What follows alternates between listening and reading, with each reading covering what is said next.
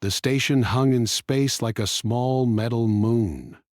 From far away it looked quiet and still, but inside it was full of life. Ships arrived every hour. Lights flashed along the outer rings. Long glass tunnels connected towers and training domes. Thousands of young cadets from different worlds lived and studied there. They called it the Galactic Combat Academy.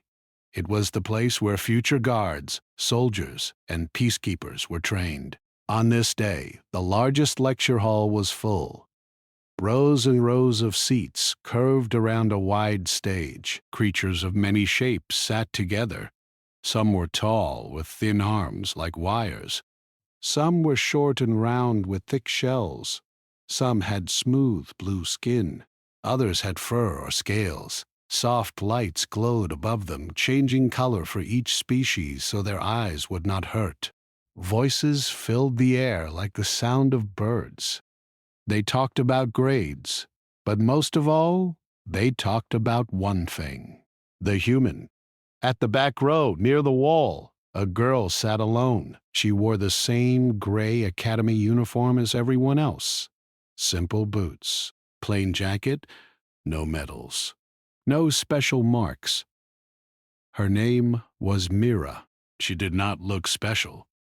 She was smaller than most cadets. Her skin was soft. No claws, no horns, no armor plates. Her dark hair was tied behind her head in a short band. Her hands rested calmly on the desk. If someone saw her without context, they would think she was weak. But every few seconds, another student glanced back at her, then whispered, then looked away quickly. A round cadet with green skin leaned toward his friend and muttered, "Is that her?" "I think so. She does not look dangerous. Maybe humans hide their weapons inside their bodies." "That is worse." She had heard the same whispers since the first day she arrived. Human. Deathworlder. Predator. Unstable. She had stopped caring. A loud tone echoed through the hall. All voices stopped at once. A tall figure walked onto the stage. Marshal Tor. He was the lead instructor for survival training. His species was heavy and stone-like. His skin looked like dark rock. Thick plates covered his arms and chest. His eyes glowed a faint yellow. When he walked, the floor vibrated slightly. He stopped at the center and folded his hands behind his back. No one spoke. His voice was deep and slow. "Cadets," he said, "today we discuss Deathworld classifications." The main screen behind him lit up. Stars appeared. Then, many red marks. Some cadets shifted nervously. Everyone knew that word, Deathworld. It meant a planet so dangerous that most life could not survive on it. High storms, strong gravity, violent weather, toxic air. Only extreme species could live there. Tor pressed a control. Words appeared. "High gravity standard academy gravity is 0.8, he said. "Anything above 1.2 is considered harmful to most species.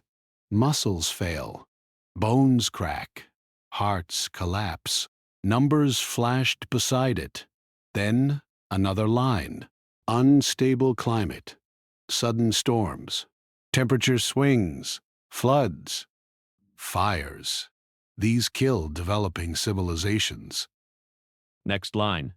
Aggressive wildlife. Predators that hunt anything that moves. Venom. Teeth. Claws. Fast reproduction. Some cadets swallowed. Another line. High disease load. Bacteria and viruses strong enough to destroy unprotected biology in hours. More lines followed. Earthquakes, volcanoes, radiation zones. Every line ended with the same note: extremely lethal. Tor faced the class. Most species here evolved on stable worlds, he said. Calm oceans, predictable seasons, limited predators, safe growth. Deathworld species are different. The room grew quiet. The room grew quiet. Deathworld species develop strength, aggression, and abnormal survival traits. They are harder to injure, harder to stop, harder to control.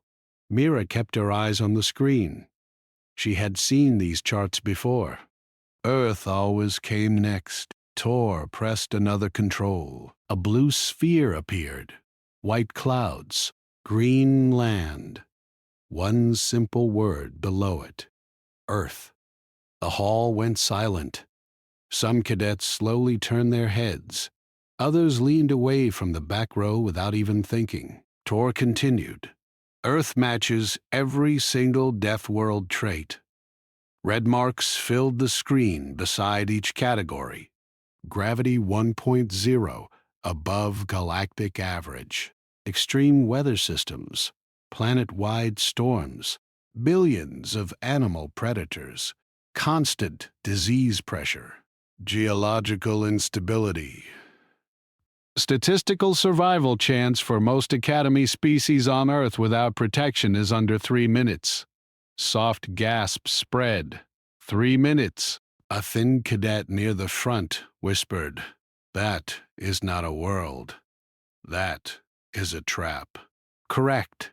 He let the silence grow heavy. From such a world came the species known as humans. Every eye turned to Mira. She felt it like heat on her skin. Still, she did not move. Tor's voice became colder. Humans evolved as persistence hunters. They chase prey until it collapses from exhaustion. They pack bonds strongly. They show extreme pain tolerance. They continue fighting after injuries that would disable others. He looked directly toward the back. Historically, Deathworld species are unstable in group settings. High risk, high aggression. Mira's fingers tightened slightly on the desk. Tor added, "Some records describe humans as barely controlled predators." A few students leaned even farther away. One seat scraped loudly on the floor. Mira looked down at her hands. She remembered running under hot sun back home. She remembered storms shaking the windows. She remembered getting sick and getting better. To her, that was just life. Not horror, not madness, just normal. Tor continued listing numbers. Injury resistance above average. Muscle density above average. Bone strength above average. Endurance levels, estimated at 2 times galactic norm. A small frown touched Mira's face. 2 times? That was wrong. She had trained with people who could run for hours, carry loads all day, work through pain. 2 times was too low. Tor moved on. Because of these factors, interaction protocols suggest caution when dealing with humans. Something inside Mira felt warm and sharp. Not anger, just annoyance. Like hearing bad math. Tor said, "Therefore, cadets are advised not to provoke." Her hand rose, slow and calm, just raised. The movement was small, but everyone saw it. The hall went completely silent. Tor stopped speaking. He stared at her. For a moment, no one breathed. A human? Interrupting a marshal. Some cadets expected her to growl, or shout, or threaten. Instead, she spoke softly. "Stop," she said. One word. Clear, simple, but the sound cut through the room like metal. Tor narrowed his glowing eyes. "You wish to speak, cadet?" "Yes, sir." Her voice was steady. "No fear, no anger." "Just calm." Whispers spread like wind. Why is she talking? Is she challenging him? Is this how humans start fights? Tor crossed his arms. State your concern. Mira stood up slowly. She was still smaller than most of the class, yet somehow everyone's eyes stayed on her. She looked at the giant screen behind him, at the red numbers, at the charts describing her home like a nightmare. Then she said, very politely, "Your endurance numbers are wrong." The room froze. Not outrage. Not fear. Just shock. She had not defended humans. She had not argued emotionally. She had corrected a statistic. Tor blinked once. Explain, he said. Mira spoke simply. If humans only had 2 times endurance, we would not survive Earth. Those numbers are too low. Silence filled the hall. Some cadets felt a strange chill, because she did not sound proud. She did not sound angry. She sounded like someone correcting a small mistake on a test. Calm, like the truth was obvious. Tor studied her for a long moment. Then he said, "Very well, cadet.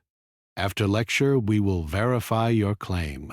The whispers returned, louder now, but different, less mocking, more unsure.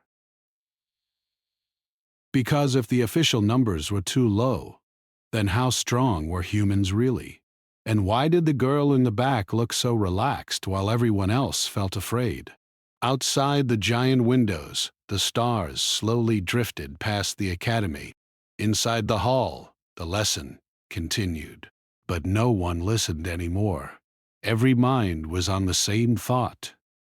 The human had just corrected a Deathworld survival chart like it was homework, and she did it without fear, without pride, without effort, as if it was nothing at all.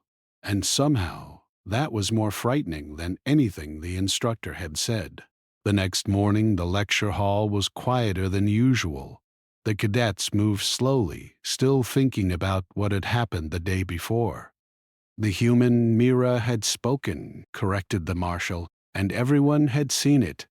Even the most confident aliens whispered about her as they walked to their classrooms. Some avoided the back row entirely, unsure if they wanted to sit near her. Mira did not care. She walked with steady steps, hands folded behind her back, looking at the floor as she went to her desk. A few curious eyes followed her. She had learned long ago not to react.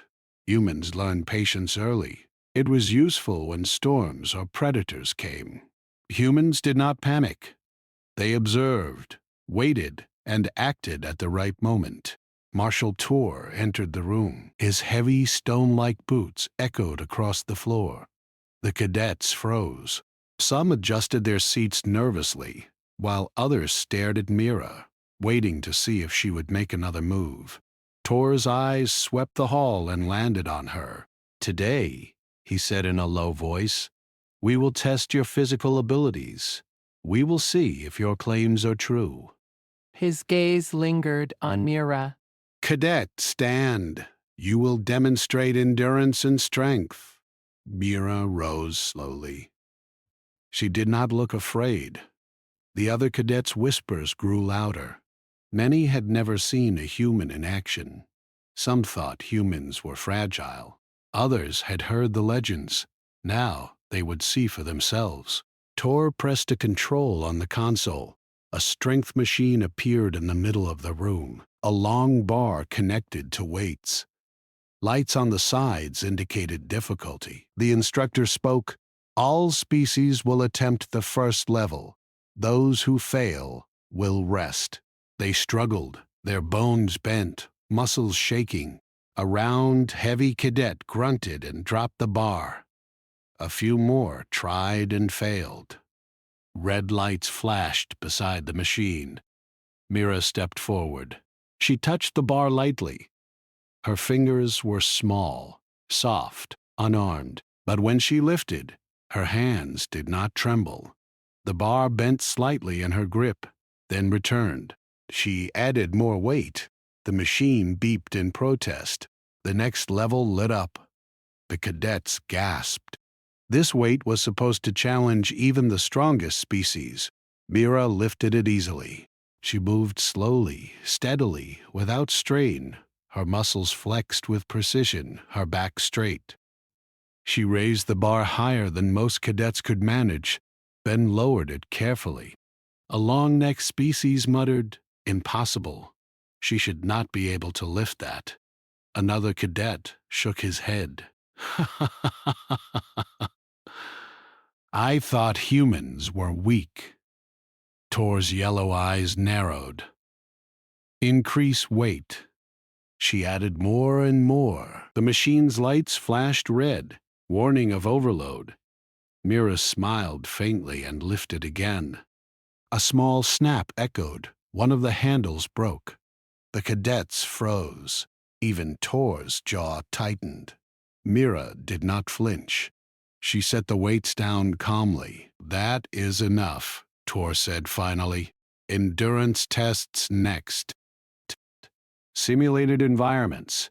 Heat, cold, thin air, high pressure. Other cadets tried first.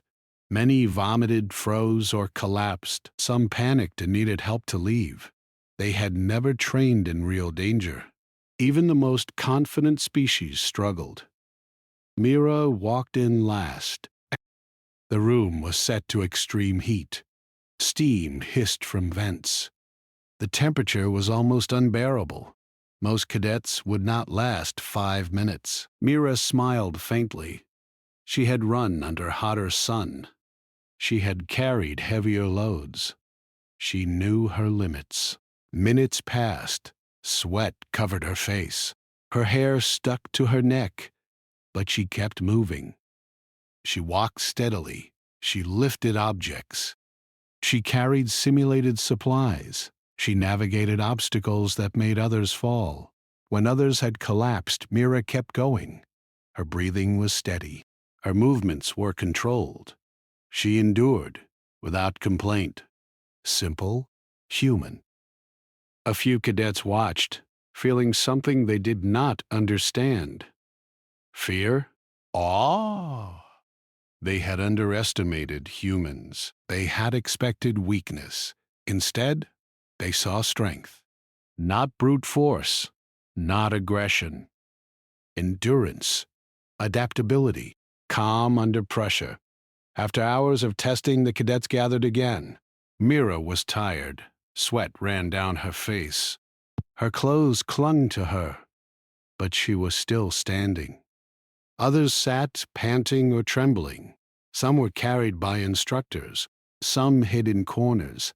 The hall smelled of sweat, metal, and fear.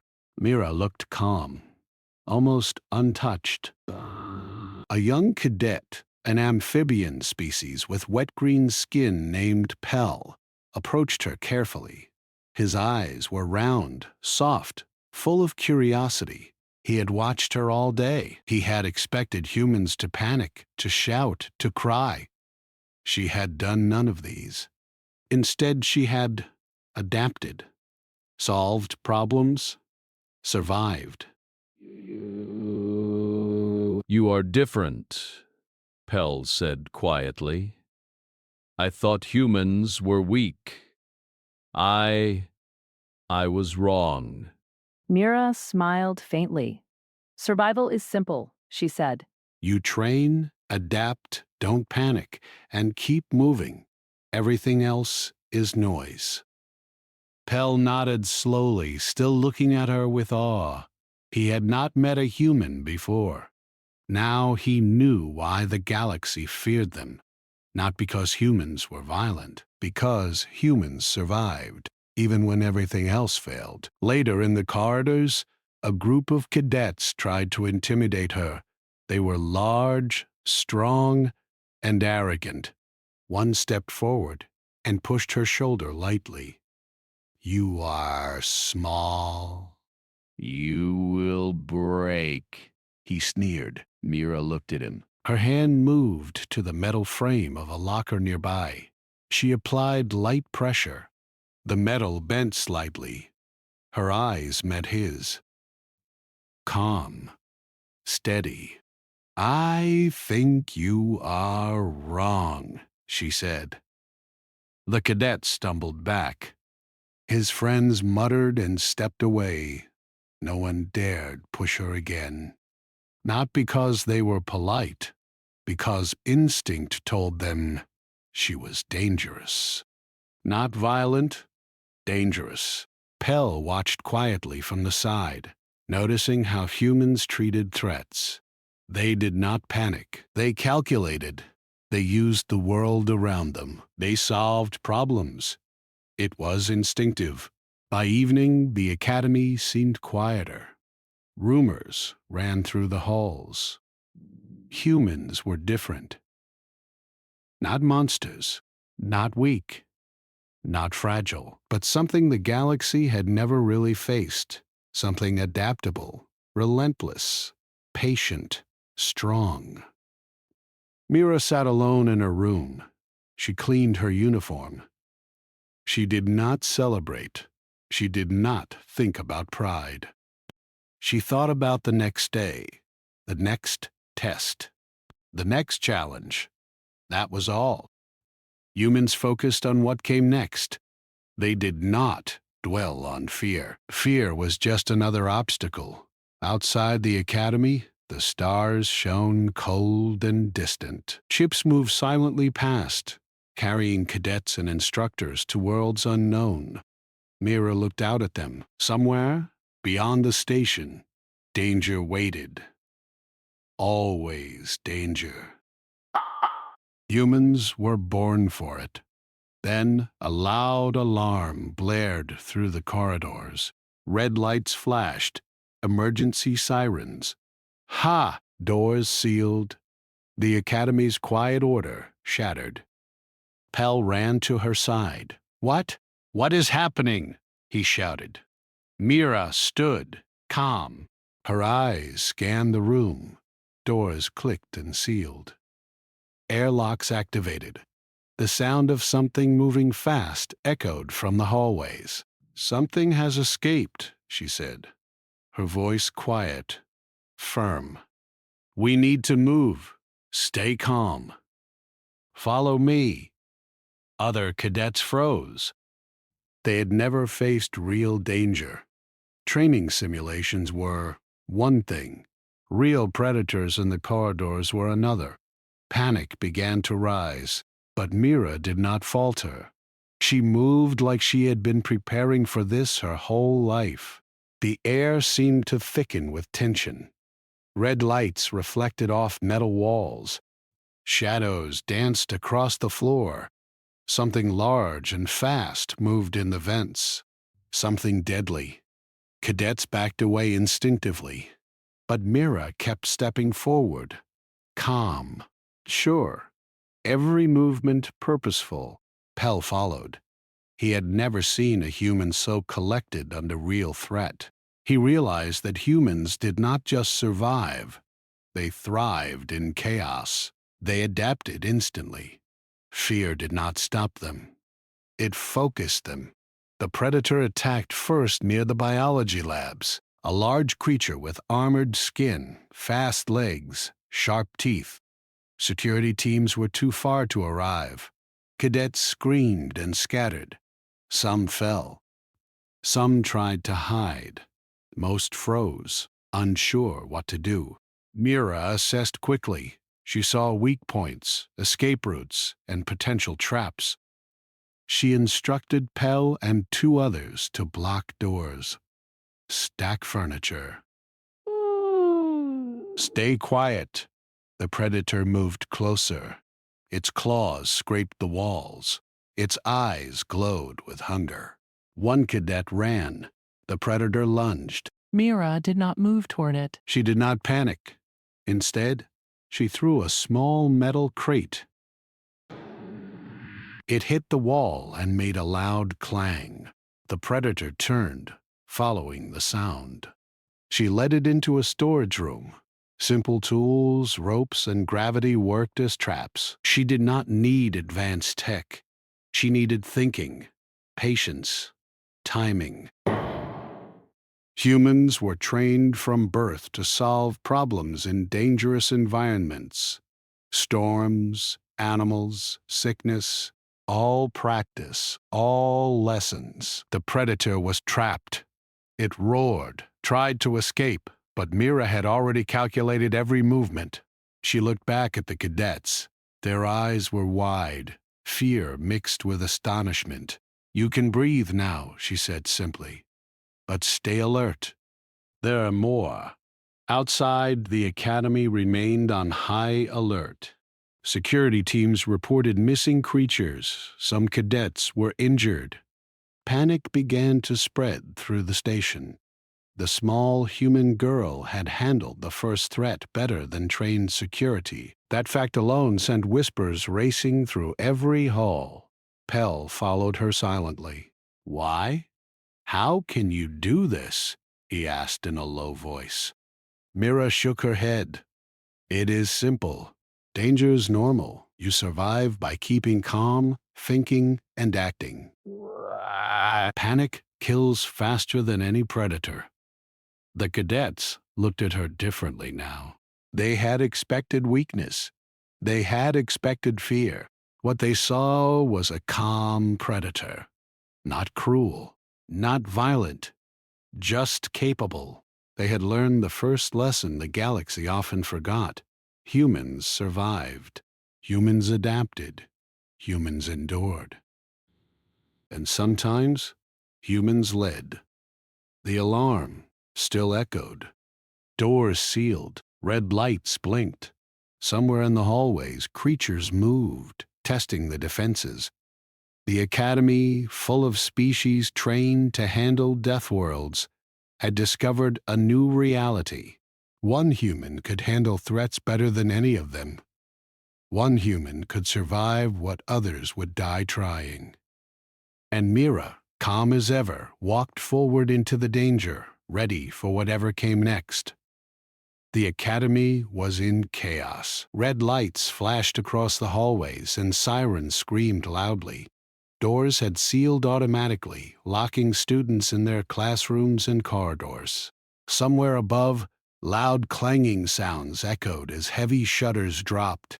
Security teams rushed past, shouting orders, but even they moved cautiously. Something dangerous had broken loose inside the academy, and no one knew how many threats were waiting.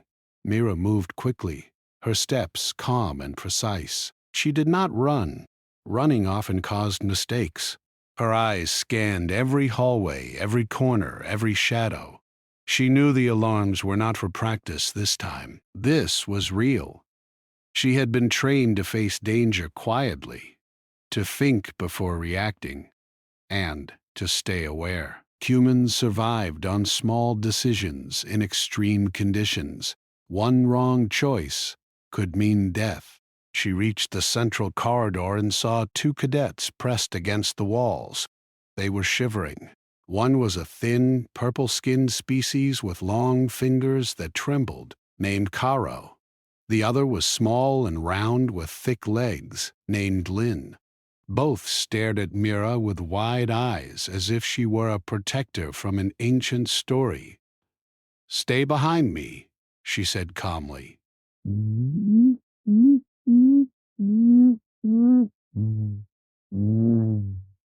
Caro and Lynn nodded, barely able to speak. Caro and Lynn nodded, barely able to speak.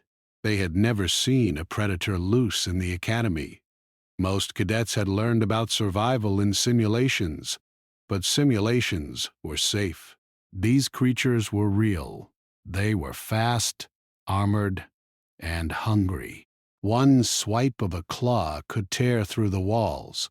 One bite could crush bone. The human's calmness was a strange comfort.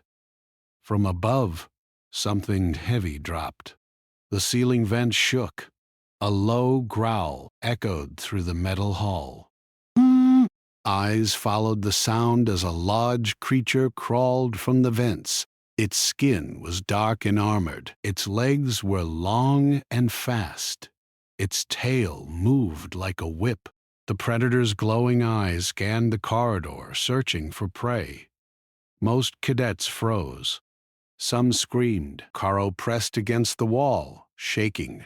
Lin covered his eyes, but Mira did not flinch. She studied the creature, its movement, its speed, its weakness.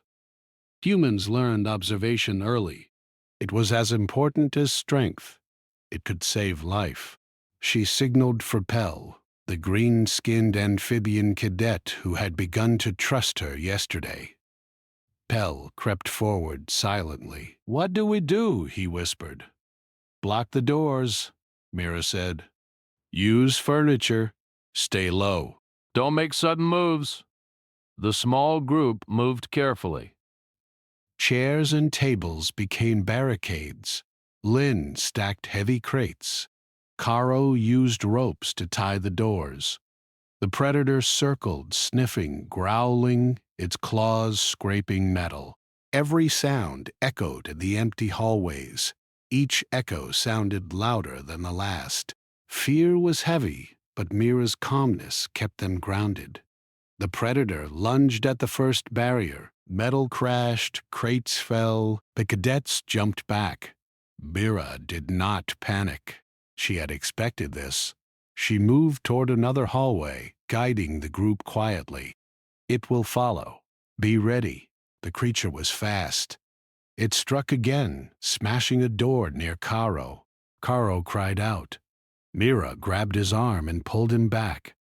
The predator hissed, but Mira's eyes stayed on its movements. She had learned from her childhood on Earth that danger could be managed. Observation, timing, and clever thinking were tools stronger than weapons. "Use the storage room," she whispered. "It is ahead. We can trap it there." They moved carefully, staying in the shadows. Mira calculated every step. Every turn slowed the predator. They reached the room and quickly arranged crates, barrels, and metal rods. Pell helped, following her directions. Karo and Lin listened, doing exactly as she said. Every sound mattered. Every movement mattered. The predator entered the storage room. It sniffed, growled, and struck the barricades. Crates fell, metal bent, dust filled the air. Mira watched. She saw its claws scrape a weak spot near a support beam. She signaled Pell to move a crate there. The predator lunged again. The crate shifted and trapped one of its legs. Another crate blocked its tail. Finally, ropes tied around a heavy barrel stopped it from moving forward. The predator roared in frustration, thrashing and snapping. Mira exhaled quietly. "It's trapped," she said. Karo and Lin stared, amazed. Pell's jaw hung open. The creature struggled, but the humans had used intelligence, observation, and tools. Strength alone would not have been enough. Thinking and quick planning had saved him. Security arrived moments later. Armed guards rushed in and restrained the predator. Their weapons were heavy, advanced, and dangerous. But they looked at Mira with a new respect. She had done what trained soldiers could not. She had faced a real Deathworld predator with nothing but her mind and her instincts. Some cadets approached cautiously. They whispered questions. How did you know what to do? How can you stay so calm? Humans are incredible." Mira looked at them. "Stay calm." Mira looked at them. "Think. Watch." Use your surroundings. Panic kills faster than the predator. The hall was still tense. Red lights flashed. Alarms blared. Security teams checked every vent and corridor. Reports came in. 3 more predators were loose elsewhere in the academy. the students realized that this was not just an accident. They were part of a real survival scenario. Some understood that the academy itself might have tested them in ways no one had expected. Pell stayed close to Mira. He had learned something important. Humans were not dangerous because they wanted to be. They were dangerous because they could survive anything. Their minds and bodies were trained to adapt, to think under pressure, and to protect others. He watched her carefully. She did not look proud. She did not look scared. She looked like someone doing what had to be done. Later, in a quiet corner, Kara whispered, "I thought humans were weak. I thought I could beat one easily. But you?" He trailed off, still amazed. Mira shook her head. "It is not about strength. It is about survival. You adapt, you think, you act. That is all. I understand now. Humans are not just strong. They survive. They protect. They endure." The group moved through the corridors, checking doors and keeping quiet. Other cadets began to see them and whispered. Some were still scared. Others stared with awe. Mira's calmness had become a shield. Even when alarms blared, even when predators roamed, the students followed her without question. She led by example. Human instinct and training guided them. By evening, the first predator was secured. Injuries were minor, thanks to careful guidance. Security began searching for the other three. The cadets were exhausted, shaking, and nervous. But Mira and her small group had survived without panic. They had faced a real Deathworld threat inside the academy and had survived because of planning, observation, and calmness. Mira stood near a window, looking at the stars. The red lights reflected off her face. The sirens still blared. Somewhere above, more danger waited. She did not fear it. Humans trained for survival. Danger was normal. Panic was useless. Action was necessary. Pell joined her. "Do you think we will survive the others?" he asked quietly. Mira looked at him and smiled faintly. "We survive by staying calm, by thinking, by watching. Panic does not save life. Action saves life." We will survive. The Academy had learned something important. Humans were not fragile. They were not weak. They were not unpredictable monsters. They were survivors. And sometimes, one human could lead others better than 100 trained soldiers. One human could face danger and solve it while others froze. One human could be the difference between life and death in the halls of the Galactic Combat Academy. And Mira, calm and steady, was ready to face the next challenge. The alarms still blared, the predators were still loose, and the Academy had never felt more alive with fear and tension. But Mira was ready. She always was. The Academy was quieter the next morning, but the tension had not left the corridors. The alarms were off, the red lights gone, but cadets still whispered as they moved to their training areas. Some avoided Mira completely, unsure if they wanted to be near the human who had survived a predator while others had panicked. Others watched from a distance, curiosity and awe mixed with fear. Marshal Tor stood on the training platform, arms crossed. His stone-like face was unreadable, but his eyes glowed faintly yellow. He addressed the gathered cadets. "Due to yesterday's events, we will conduct a field survival trial. It will test adaptability, teamwork, and endurance. You will face the harsh conditions of a moon terrain simulation." The cadets murmured. A moon terrain meant thin air, freezing nights, sudden storms, uneven ground, and long distances to travel. Equipment would fail, supplies would be limited. Even the most prepared cadets would struggle. Tor's gaze lingered on Mira. Many instructors were curious. Could one human survive a full field trial without failing? Could one human lead a team through danger? Tor thought it would be impossible. Mira packed her gear calmly. She had trained for conditions like these since she was young. On Earth, storms, dangerous wildlife, and long treks were part of daily life in certain regions. She had learned to carry heavy loads, to think quickly, to watch and adapt. Survival was not about panic. It was about planning, observing, and acting. The squad was assembled in the landing bay. Mira, Pell, Caro, and Lynn were assigned together. The terrain shuttle took off, and the moon rose below them, gray and jagged, winds already whipping dust across the surface. The temperature was below freezing, the air thin and hard to breathe. Other squads landed nearby, some huddled together, others limping and complaining already. The drop zone was uneven, full of craters and jagged rocks. Equipment crates were scattered across the surface, some broken during the landing. Mira's squad moved first. She adjusted her pack, checked the oxygen levels, and looked at her teammates. "Stay close," she said.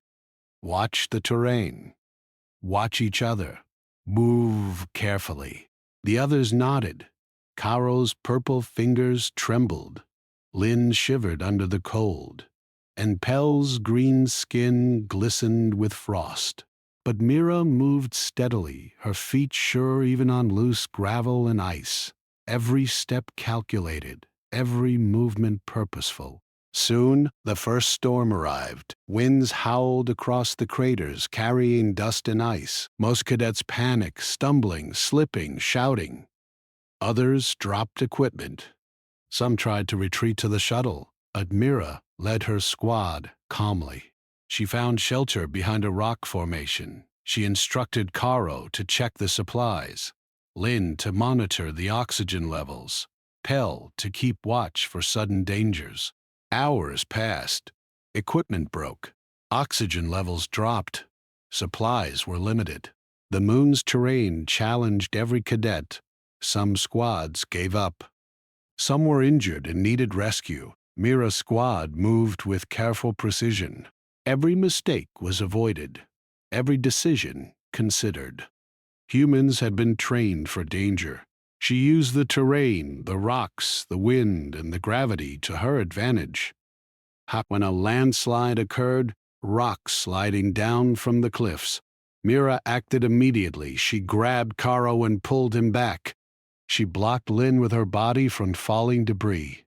Pell moved instinctively to help her. Together, the small group avoided disaster.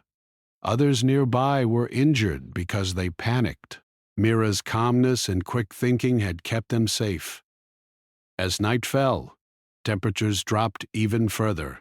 Other cadets huddled together in panic, some refusing to move. Mira checked her squad. "We rest briefly," she said. "Keep warm. Keep watch. Stay hydrated. We move at first light." She gathered them into a small cave she had discovered earlier. She lit a small heater from their pack supplies. She checked each cadet's condition. None were injured. All were exhausted. Yet they were alive. They were safe. She had done what the others could not. Humans adapted. Humans endured. While the squad rested, Mira noticed something unusual. Small glints in the sky. Drones. Observing them. Watching them. Not part of the simulation. Someone, or something, was monitoring their survival. The moon trial was not just a test. It was a measurement.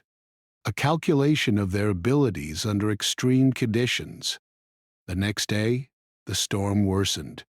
Visibility dropped. Slippery ice covered the rocks. Oxygen was low. Some cadets began to panic again. Others tried to push forward blindly and fell. Mira guided her team carefully, helping them balance, showing them how to use the terrain to move faster and safer. She taught them small tricks: follow the rocks to avoid thin ice, use wind patterns to reduce effort, take short, controlled breaths to conserve oxygen. These were instincts humans developed through life and training. Cadets who observed her learned quickly, even if they were not used to danger. Midway through the field, another squad ran into trouble. A crevasse opened suddenly. 2 cadets slipped near the edge. Mira acted instantly. She guided Pell and Caro to create a makeshift rope line from their packs. Lynn balanced at the edge, holding the line. Mira reached the first cadet and tied him securely. One by one, she pulled the other to safety. The squad thanked her. Many stared in awe. Humans were small, yes, but humans were capable beyond what any other species could imagine. At the end of the day, the squad found shelter in a rocky canyon. The storm raged outside. Most cadets were exhausted. Some could barely move. Mira checked oxygen and supplies again. She shared her rations with those in need, gave her oxygen first to the weakest, and organized rest shifts. No cadet was left behind. Human instinct and training dictated that in danger, the group survived together, not alone. That night, as they rested, Mira spoke quietly to Pell. "The Academy watches," she said, "not for grades, for results. They want to see what we do under pressure. They want to measure limits." Pell shivered. "Why? What is their goal?" he asked. "Knowledge," Mira said simply. "The galaxy wants to know what humans can do, and now they will learn." Outside, unknown drones circled. Their lights were small, cold, precise. They followed the squad's every move. The cadets were unaware, but Mira saw them. She knew they were being observed. She smiled faintly. Humans had learned early that danger often came unseen. Observation, patience, and timing were as important as strength. This was nothing new. IUY. The final leg of the field trial began at dawn. Visibility was low, terrain rough, and oxygen scarce. Other squads struggled to reach the goal. Some gave up. Others were injured. Mira led her group steadily, helping each cadet, observing the terrain, and calculating every step. Obstacles were solved through careful thinking, not panic. Humans survived by planning, adapting, and enduring. By the time they reached the endpoint, they were tired, covered in frost, and physically drained. But they had survived intact. No one had been left behind. Other squads looked on with envy and disbelief. Humans had not only survived, they had led. Humans had demonstrated patience, adaptability, endurance, and teamwork in conditions designed to break the strongest cadets. When the final report was given, Tor looked at Mira closely. He had expected failure. Instead, she had shown the other cadets a new kind of capability. Strength alone did not win survival. Observation, careful planning, calm decision-making, and endurance did. Humans had taught a lesson the Academy had never considered. That night, as the squad rested and the storm outside waned, Mira reflected quietly. The trial had been harder than any simulation, but humans thrived in extreme conditions because they trained from birth to face danger. Storms, predators, scarce resources, exhaustion, these were ordinary to them. They learned to endure, adapt, and protect others. That was their strength. That was their instinct. Unknown to the cadets, the drones continued to circle above. The trial was not over. Observation, measurement, and tests would continue. The Academy wanted to see more. But Mira and her small team had survived what others could not. They had learned that human endurance, planning, and calmness could overcome almost any challenge.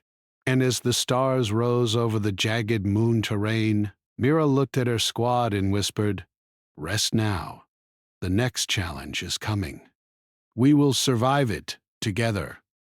The cadets nodded, understanding that humans did not just endure, they led, protected, and adapted. They were different, and now everyone around them had seen it for themselves. The squad had returned from the field trial, exhausted but intact. The academy corridors were quieter than usual. Most cadets avoided speaking.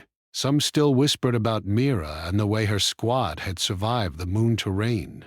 Others watched from afar, curiosity mixed with caution. Humans, it seemed, were not just capable, they were unpredictable, in a way that even the instructors had not accounted for. Mira moved steadily through the hallways with Pell, Caro, and Lynn. No one spoke unless necessary. Her calm presence was a shield against fear. Other cadets followed instinctively, noticing how she organized and led without raising her voice or showing stress. Humans, it seemed, did not need to dominate with strength. They dominated with observation, patience, and precise action. Later, in a quiet archive room, Mira discovered something unexpected. Files and records stored in sealed containers, detailed incidents from past decades. Several species had attempted to colonize or conquer dangerous Deathworlds. Almost all had failed. Many had perished. Only humans had survived, and in some cases they had fought back with surprising efficiency. The reports painted humans as dangerous, not because of malice, but because of their resilience, adaptability, and instinctive intelligence. Mira read through the logs. Her hands were steady. She absorbed the information quickly. The Academy's official teachings were misleading. Humans had been feared, labeled as unstable and barely controlled, when in reality, the galaxy had underestimated them. It was a deliberate fear, a way to control perceptions and maintain authority. Pell, curious, asked quietly, "Are these true? Humans really survived more than others expected?" Mira nodded. "Yes, and the galaxy labeled us as dangerous because they did not understand us. They wanted to justify isolating humans, keeping them under observation." Caro and Lynn exchanged nervous glances. "Then everything we have learned? The warnings, they were based on fear, not fact?" Lynn asked. "Partly fear," Mira said, "and partly caution. But the truth is, humans adapt. Humans endure. Humans survive when others would fail." Their conversation was interrupted by the alarms. Red lights flashed. Emergency sirens filled the hallways again. Security teams moved with urgency. Mira, Pell, Caro, and Lynn exchanged glances. They did not hesitate. Humans had been trained to react instantly when danger appeared. Outside, drones descended. Smaller than security vehicles, they were fast, armed, and precise. They scanned the hallways and corridors, tracking every movement of cadets. Mira immediately understood their purpose. The Academy was observing the squad's reaction. This was no longer a test for endurance or survival. It was a direct evaluation of human combat ability. "Follow me," Mira said calmly. She led her team into a nearby service corridor. It was narrow, low, and partially shielded from the drone's sensors. They moved silently, stacking crates and containers to hide from sight. Mira instructed her squad to monitor every sound, every reflection, every movement above and around them.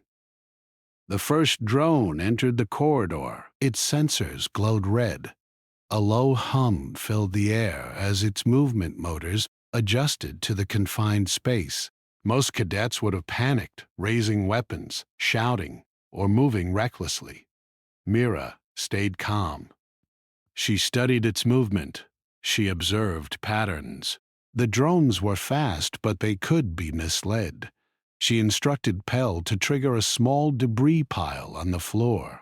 The drone followed the noise. She used mirrors from maintenance panels to reflect light, confusing the sensors. Caro and Lynn followed instructions precisely, blocking lines of sight and redirecting the drone's path. Within minutes, the first drone was immobilized by clever use of the environment. No brute force, no unnecessary risk. Only planning, observation, and human instinct. Other drones appeared, their numbers increasing.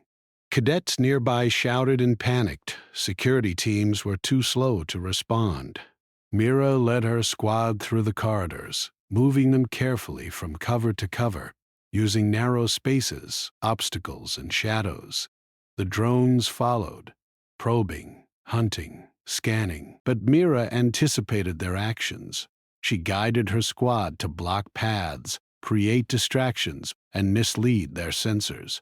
Every action minimized danger while maximizing control. Hours passed. Sweat dripped from their faces. Limbs ached, and oxygen was low in certain sections of the academy. Yet Mira's squad remained intact. They did not panic. They did not make mistakes. Humans had evolved to survive extreme conditions, to adapt to new threats instantly, and to protect each other under pressure. During a brief pause, Pell asked quietly, "Why are they testing us like this?" "They already know we can survive the field trial." Mira glanced at him. "They want more. Not just survival. They want to see if humans can protect others, adapt, and lead under direct threat. They are testing instinct, not training." The squad moved toward the maintenance deck. Another drone blocked their path, larger and more heavily armored than the first. Its sensors scanned rapidly, weapons primed. Some cadets around them froze in fear. Mira did not. She studied the drone.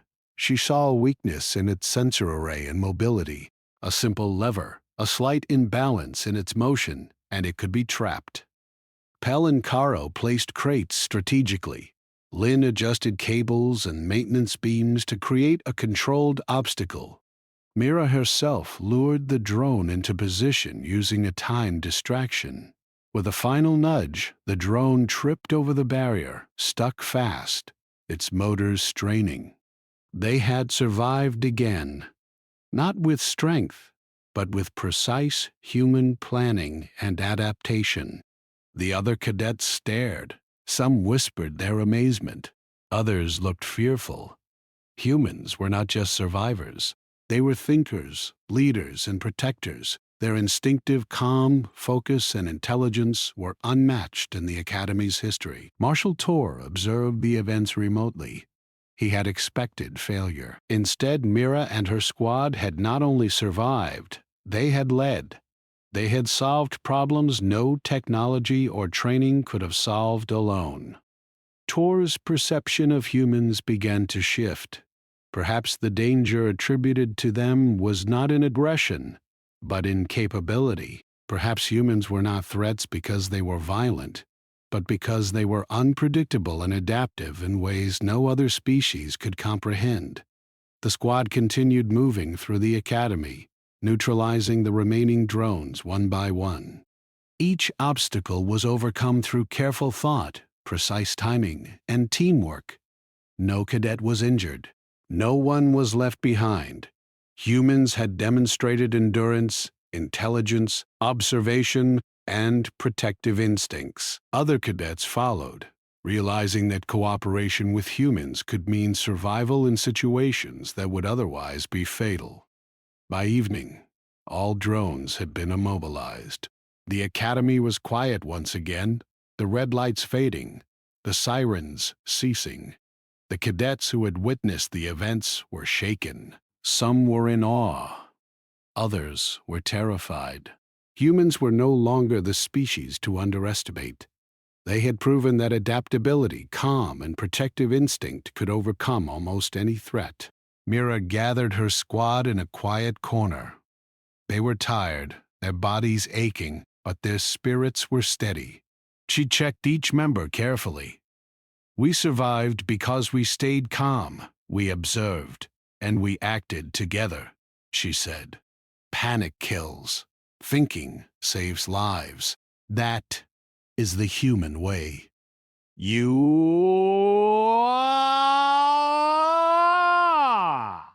I have never seen anyone do this before. Not even the instructors.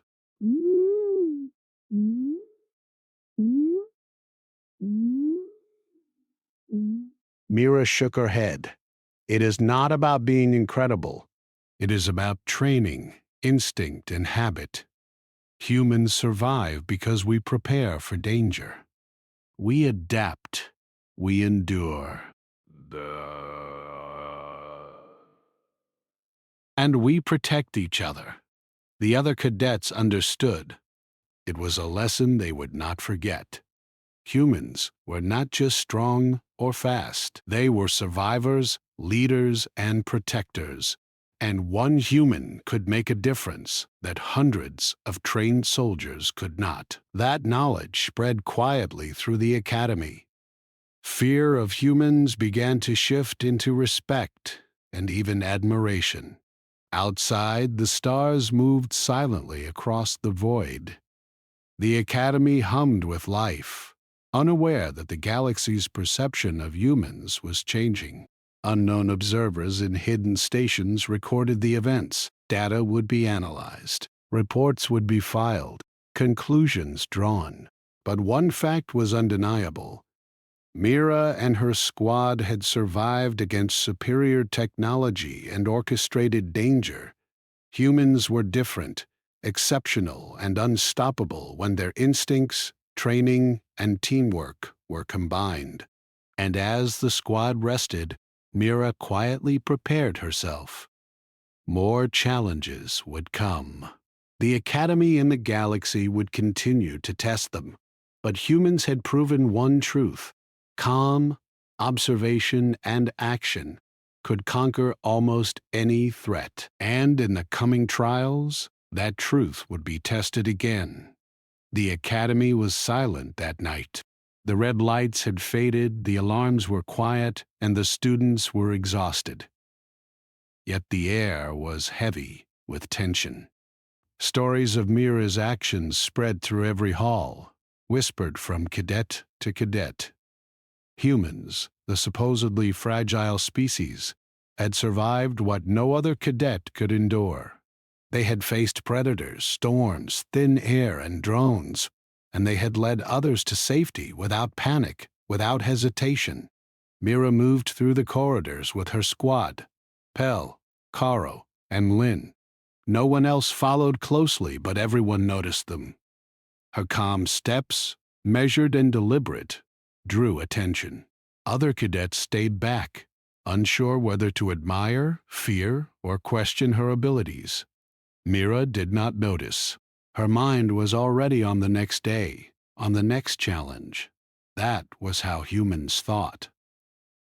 Survival was a series of problems to solve. Each obstacle required focus and action, not worry or fear. Marshal Tor summoned the cadets to the main training arena the following morning. The massive hall was designed for simulations that could test the limits of the galaxy's most skilled species. Tor's voice echoed as he addressed the gathered cadets. "Today you will face the final test. It will combine endurance, intelligence, adaptability, and leadership. Your actions will determine not only your grades, but also your ranking among the top cadets of this academy." The arena's doors opened, revealing a massive landscape filled with unstable terrain, shifting platforms, toxic fog, and unpredictable storms. Creatures, both real and simulated, lurked in hidden areas, ready to test reaction, speed, and courage. The challenge was designed to push cadets beyond normal limits, to force them into situations where panic, hesitation, or error would be fatal. Mira stepped forward calmly. Her squad followed without question. Other cadets hesitated at the threshold, intimidated by the enormity of the challenge. Some tried to plan.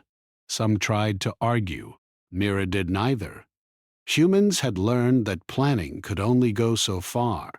Action, observation, and adaptation were critical. She scanned the landscape quickly, noting hazards, weak points, and paths that could protect her squad while giving them mobility. The first obstacle appeared immediately. A high wall, slick with simulated ice, blocked their path. Most cadets attempted to climb blindly, slipping and falling.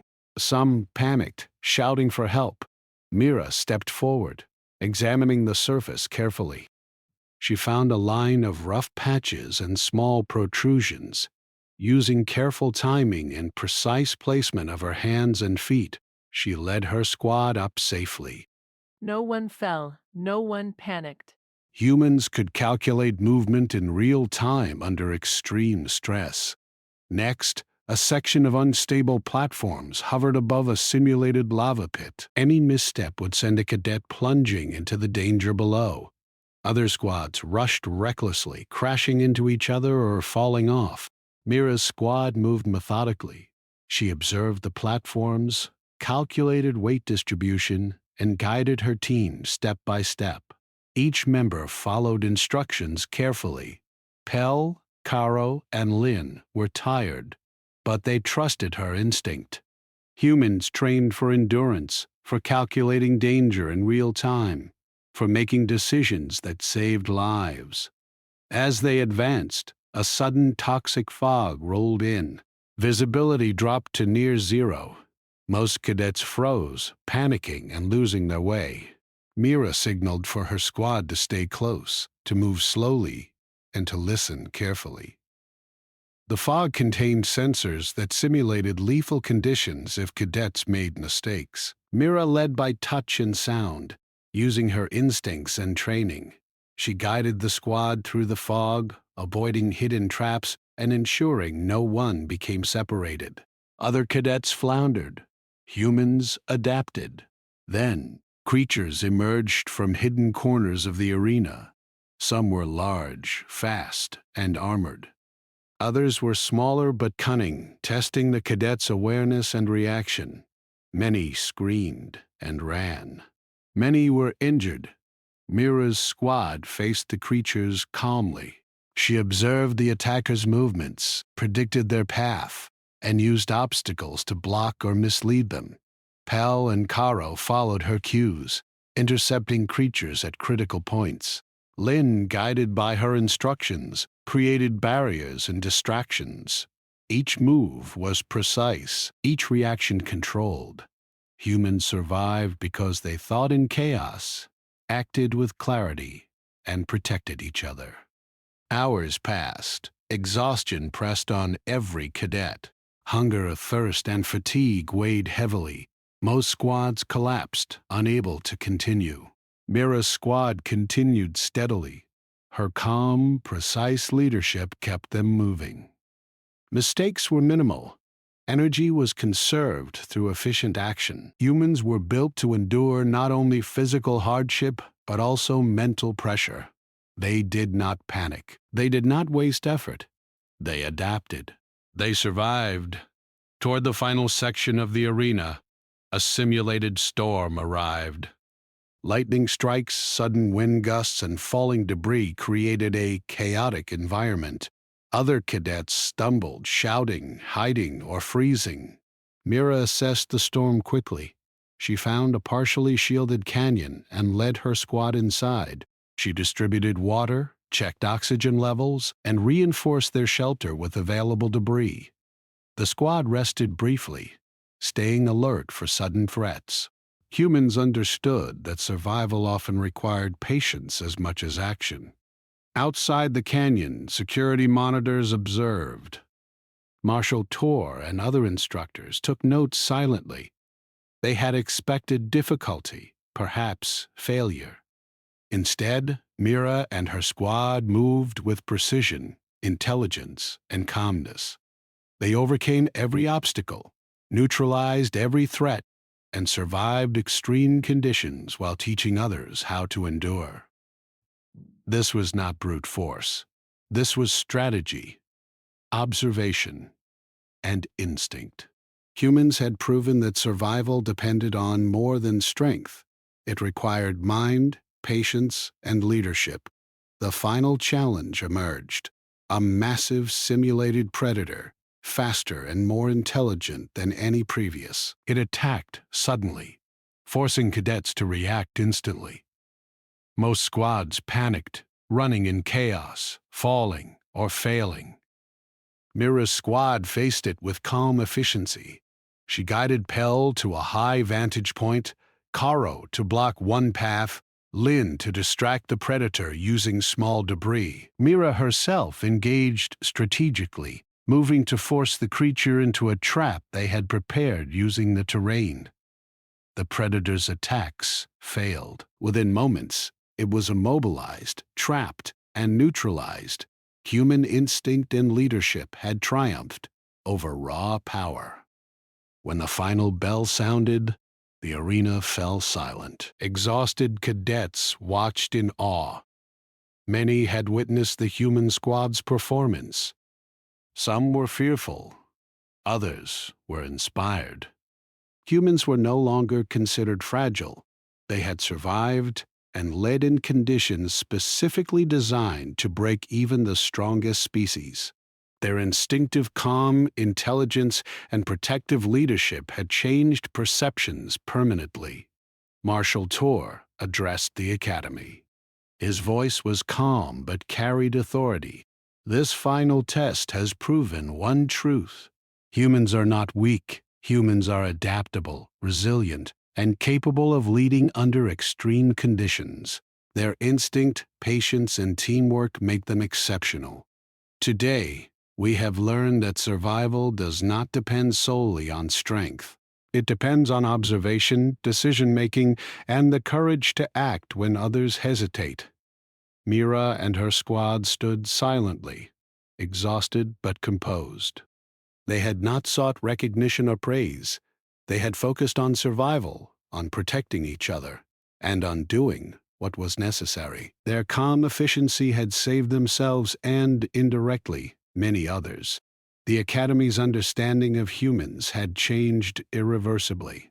Later, in the quiet of the Academy corridors, cadets whispered stories of what they had witnessed. Humans had survived impossible situations. Humans had faced deadly predators and extreme conditions. Humans had led others through chaos. The fear that had once surrounded the species was now tempered with awe and respect.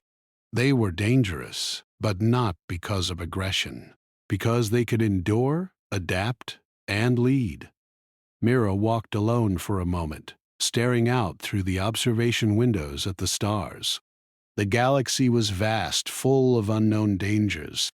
The Academy, with its predators, drones, and extreme simulations, was only a small step. Humans had been underestimated for centuries, and now they had proven their worth. They were survivors, leaders, and protectors. They could face threats that no other species could manage. Pell approached quietly. "Do you think the galaxy is ready for humans?" he asked. Mira looked at him, calm and unwavering. "The galaxy will never be ready, and it does not need to be. Humans survive because they adapt, they endure, they act. That is enough." The cadets around them, watching and learning, began to understand. Survival was not about fear. It was about preparation, intelligence, and calm action.